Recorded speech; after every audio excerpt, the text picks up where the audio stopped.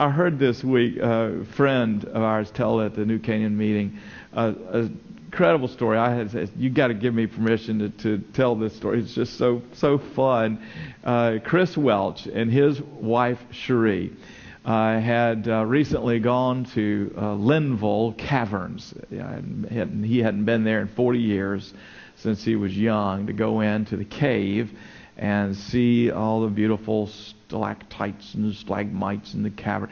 Anyway, as they were making their entrance, their guide had to inform them of some sort of warning about the kind of diseases that can be born when you go into caves and out of them. And because it had to do with maybe bats that were in the cave, something like this. So it set it up like that. And when they left, it was, I can't remember exactly what it said. It was some sort of chemical they had to stand in. It was some sort of disinfectant process. Chris said he was glad he didn't own any sandals, that he had to go out and stand in it. So they did that. And then later in the day, they went for a walk, and they were going along a path.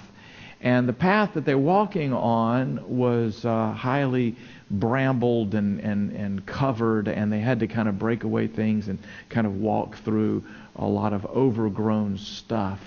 Well, that night, Chris and Cherie were just relaxing in their home, and Cherie put her feet up, and Chris looked towards her ankle and saw this big red circle and said, "What is that, honey?"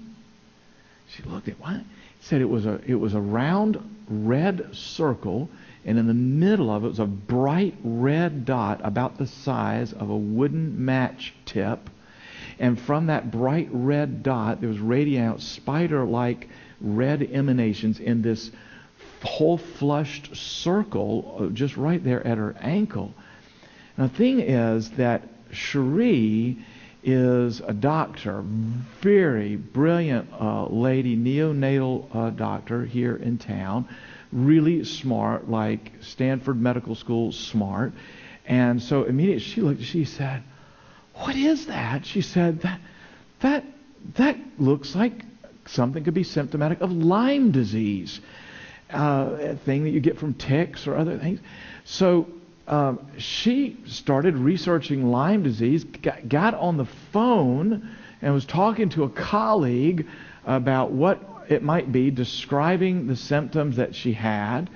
And Chris, being the wonderful husband he is, said that finally he decided he needed to quit watching the pre-recorded golf tournament that he had taped and pay a little bit more attention to this. And Cherie came back in, and he said, "Cherie, let me take a little closer look at that," as if he were going to know what to do about it after the physician herself had been on consultation with another physician.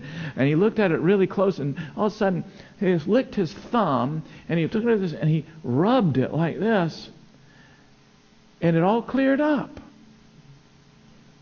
And he said, "You're healed." And she said, "What has happened?" Chris, who's recently finished seminary, said, "Well, I guess when I went to seminary, my spit has become holy water, and you're all right now." And she looked at it, she said, "I don't understand what has happened here. It's all gone." And he finally looked at her and said, "Honey, when we got home today, you took a shower. Did you shave?" And she said, "Oh, yeah, I did nick myself." And the whole time it was just a little shaving nick on the thing, and it had looked like this. You know, it spent the whole evening thinking about Lyme disease. Have you ever had something like in your life? You are not seeing it correctly. In other words, the circumstances of life want to scream at us, "Look at us, we're doomed. Look at us, this is the problem." And that's what demands our attention. Remembering your God moments is where you are fixing your heart on a higher reality, and that is, what's God doing in the midst of this?